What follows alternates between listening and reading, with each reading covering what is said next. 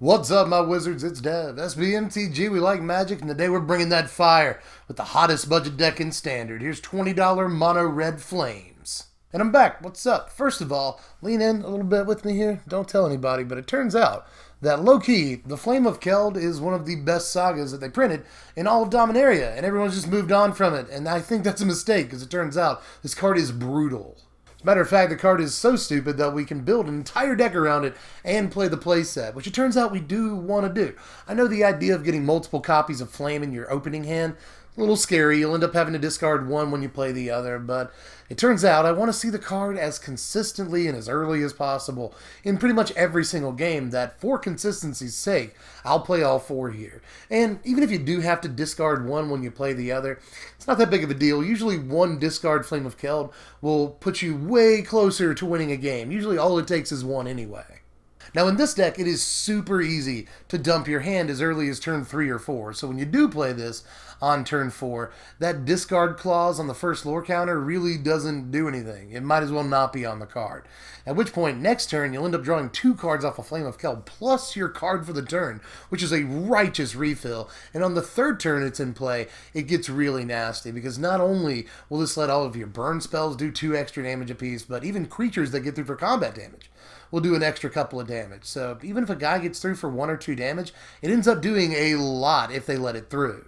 It also turns like Shock plus Lightning Strike into 9 damage. You know, like things get really out of hand very quickly, even if you're not attacking with creatures on the turn that Flame leaves the battlefield. So just everything the card does is bonkers. For 2 mana, the card usually converts into 2 drawn cards and at least 4 extra damage. And again, for 2 mana, it's ridiculous. I mean, for an aggro deck that's going to empty its hand really fast anyway, this is a dream card. They really couldn't ask for anything better. But as a consequence of building the entire deck around Flame, we have to empty our hand as quickly as possible. It's something we have to take in consideration when we're building the deck. So most of the cards we're playing here are going to be 1-drops. We are playing a couple of 2-drops besides just Flame, but for the most part, our deck is entirely comprised of 1-drops. So we can do things like, turn 1, land 1-drop, turn 2, land 2 1-drops. That'll get things out of our hand as quickly as possible and pave the way for a Flame of Keld as quickly as possible. So with that in mind, we're playing 18 creatures in the deck, and all but 2 of those are 1-drops. That's right, 16 1-drops. Again, we want to, as easily as possible, drop a 1-drop on turn 1 and maybe 2 1-drops on turn 2. So we got to play all the 1-drops in the world. We have to take very seriously the idea that we're trying to dump our hand really quick. So with that in mind, let's start with the 4 copies of Fanatical Firebrand, because this card is unbelievable. The card is good in Standard already.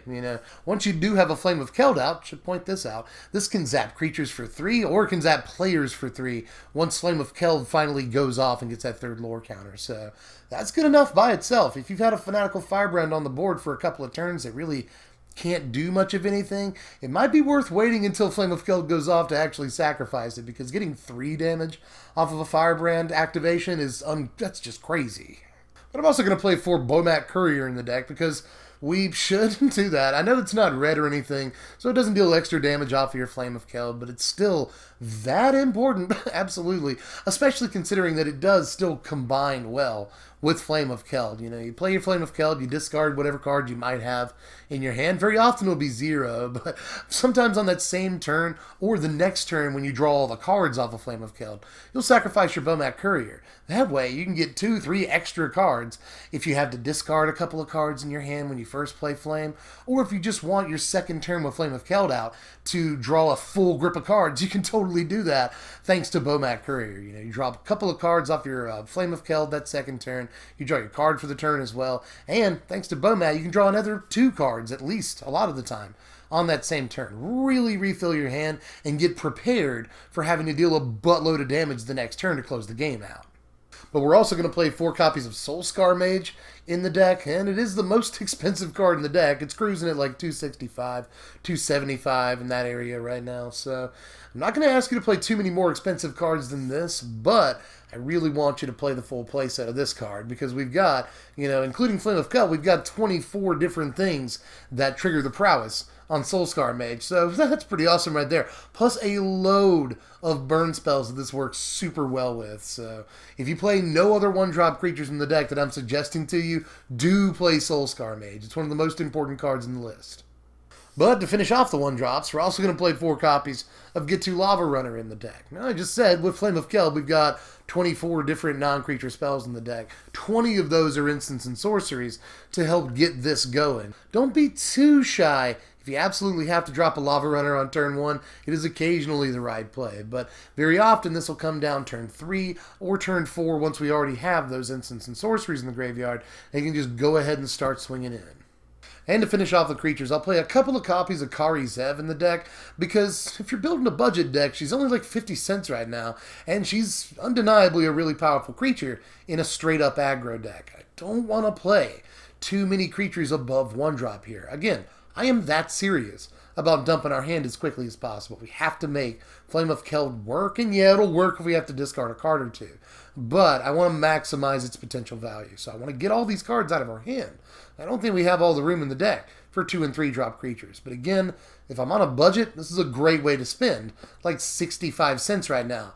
Is putting a couple of copies of Kari Zev, just an extremely aggressive creature that can also block against aggressive decks when we need it to help buy us some time, if that's what we want. But for the most part, I'm putting her in for pure aggression. Now, we are playing 20 other spells in the deck that aren't creatures or named Flame of Keld, so we run through all of those real quick, starting with all of the burn in the deck. I promised you a lot of burn. I'm not lying to you. We're going to play 4 copies of Shock, 4 copies of Lightning Strike, 3 copies of, get this, Chandra's Pyro Helix, yes, I'm serious, and 4 copies of Wizard's Lightning. And I'm also serious about Wizard's Lightning. BT dubs, you know, we've got 8 wizards in the deck between Lava Runner and Soulscar Mage, so sometimes we can get this off for 1 mana. In fact, fairly easily in the early game we can get this off for 1 mana, but even if it's just open fire, you know, even if it's 3 mana to cast this because we don't have a wizard out, I am occasionally fine with that, especially if it's a Flame of Keld going off turn and this is worth 5 damage. I am sometimes very okay with that, but for the most part it's really not too hard to cast a Wizard's Lightning for just 1 red mana. And obviously, that's when it gets very stupid. I really don't think it needs that much explanation. It's a fine card. Same thing with Shock and Lightning Strike, you know. These are just your stock red burn spells in Standard that we're more or less forced to play, but I'm not going to be mad that we're forced to play them because they're really, really effective, whether we're playing against the blue-white control decks and we're just zapping them in the dome, or we're playing against these other aggro decks in the format. We're going to need to clear a path for what creatures we do want to get through for combat damage, and these burn spells can help do that. And that's actually what I like the most about Chandra's Pyro Helix. Now, I guess the main reason I'm playing this in the deck is because of its synergy with Flame of Keld. Now, obviously, on Flame of Keld turns, this card is just bonkers, you know? It can deal 3 to a player and 3 to a creature, at which point it is very often effectively a unlicensed disintegration that cost us 1 less mana and fewer colors, which is just unbelievable. Like, you know, Murder Bolt is a good card. We have a makeshift Murder Bolt in this deck, but even when it's not sort of being, you know, turned on by the Flame of Keld going off, it's still actually pretty fine. I have, proselytized for this card before. You know, I've sung this card's praises a couple of times while it's been in Standard, and that's because while aggro decks continue to be popular deck choices, they have been for some time, this is actually really good. You know, I just went off on a tangent a little while earlier about all the 1 toughness creatures in this format, and I won't name them all again. Just suffice to say there are a ton of 1 toughness creatures, so very often in the early game, Pyro Helix is just, you know, a 2 for 1. Let's, you know, take 2 of their dudes out, which is crazy. And even when all it does is kill a Glensleeve Siphoner and hit your opponent in the face for 1 damage, that is very often still worth 2 mana. But we're not quite done here. I'm just going to finish the main deck off real quick with 3 copies of Built to Smash and 2 copies of Warlord's Fury.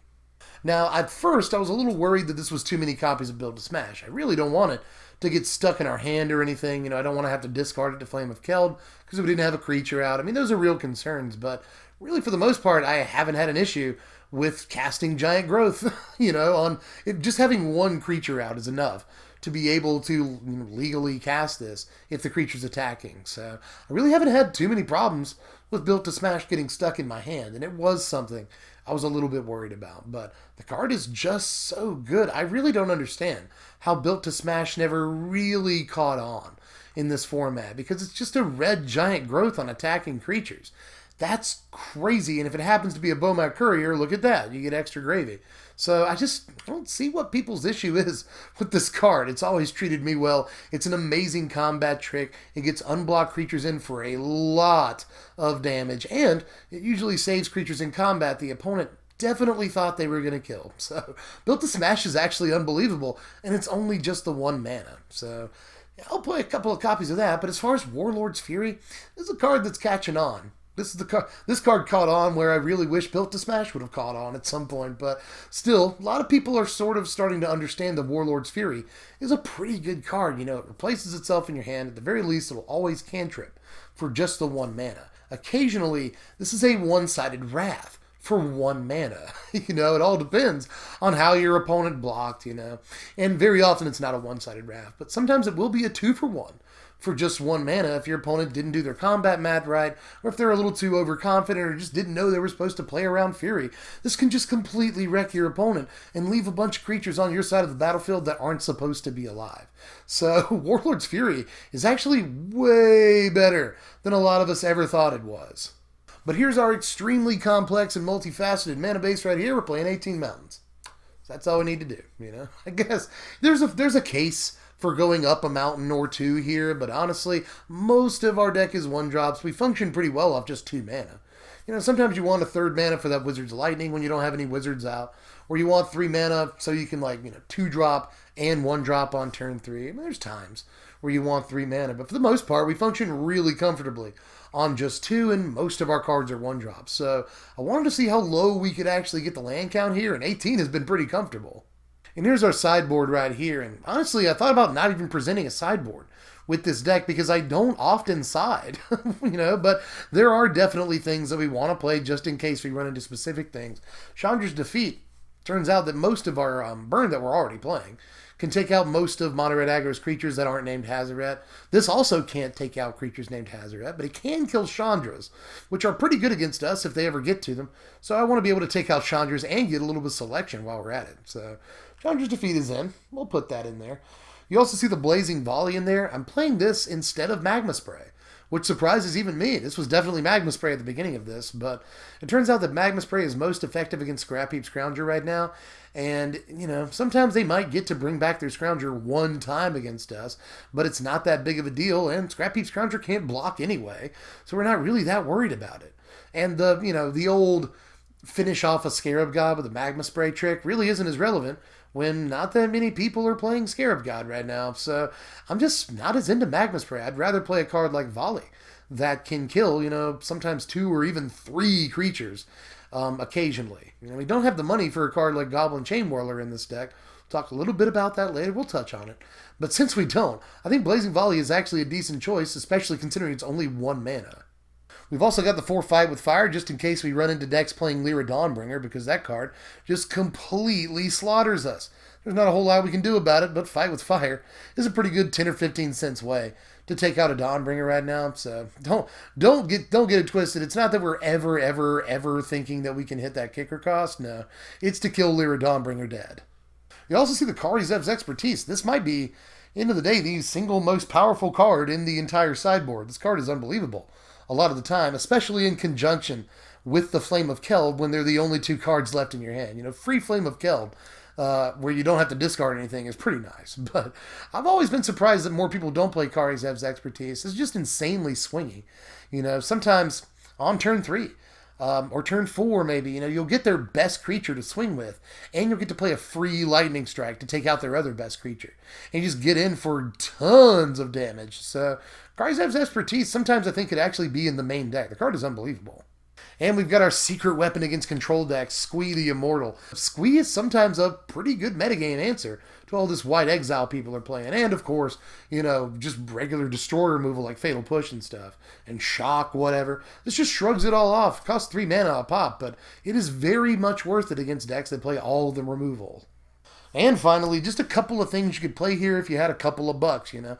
Earthshaker Kenra is, in all likelihood, a much better 2-drop than Karizev. The only difference is $4. You know, it's like $4.50 for an Earthshaker Kenra right now. Playset is almost $20. Karizev is 50 or 60 cents, 65 at the most. So I just felt like playing her in a budget build, trying to keep the budget down as low as possible. But Urshik or Kenra could easily be a 3 or 4 of in this deck if you already had the playset of him. Same thing with Goblin Chainwhirler. You know, Goblin Chainwhirler is crazy, and if I was going to play any 3-drop in this deck, it would definitely be this. I think this takes precedent over on Crop Crasher, even though Crasher looks a little bit better in theory for this deck, because we're just trying to get in as quickly as possible. Chainwhirler is just a one-sided wipe against so many decks in this format right now that he is a must-play if you've got the $5 a pop to invest in him. But here are them power rankings right here. A final score of 63, which is a really good score for a $20 deck. This thing is just north of $20 to order right now. And that is a great price for what is a very effective mono-red aggro deck. You know, again, Flame of Keld is just the best tool a deck like this could ever hope for. To be honest, you know, very often you're not going to actually have to discard any cards to it. It's a mid-game refill after you've dumped your entire hand, and it turns all your burn spells into just ridiculous threats. Again, just shock into Lightning Strike is 9 damage. It's 9 damage. You know, Wizard's Retort for 1 mana into a Lightning Strike is 10 damage. That is half of their life total. Not to mention any Fanatical Firebrands you still have laying around that just deal 3 now. Like, all of your Firebrands turn into bolts. What? We've just got these insane turns that we can orchestrate to where, like, if we just got in a little bit of early chip damage, then we can just take them out all at once. You know, sack a Fanatical Firebrand for 3, Lightning Strike you for 5, shock you for 4, and suddenly they're just dead. And if you wanted to try this thing out, and I hope you do, this thing is super fun. Just click the very first link in the description box down there. I'll take you over to my partners at TCG Player. They're good folks. They help keep the lights on, so that they're pretty good for that. But they're also awesome because they happen to be where you can get this deck or just about any deck for the cheapest online. There's a reason I signed up with them, because I actually believe in the service they provide, and I was using it for a couple of years before they even approached me. So there's a reason that I pimped TCG Player. I was doing that before they even approached me, you know. So go to TCG Player, hit the first link in the description, you'll get this deck for as cheap as you possibly can. And I'm pretty sure that's it for this one. This actually ends the week-long budget deck thing that I was doing. We're going to go back to doing a couple of really competitive decks in the next week here, and next week I'm going to do, you know, sort of the top 5 decks in Standard. I haven't done that yet. I've been giving this format some time to develop, but we'll be getting to that sometime in, you know, probably the middle of next week. So make sure you subscribe if you're not yet, so you get that content. Hit the bell to make for double sure that you get that content, because YouTube's screwing around right now. So to make sure you get the content when it comes out, hit the bell for the notifications. You can also like this video. If you enjoyed it, I hope you did. I put a lot of work into these, so like the video. It takes no effort. You can also follow me on Twitter at SBMTGDev, or throw me $1 a month on Patreon to know what decks are coming up 24 hours in advance, or participate in these polls that help me determine what decks to even do. So do that if you feel like doing it and you have the money. It would help. But that's all I've got. I know I've been like kind of aggro this video, like a little excited and like kind of like, this deck is good, I promise. But I'm serious.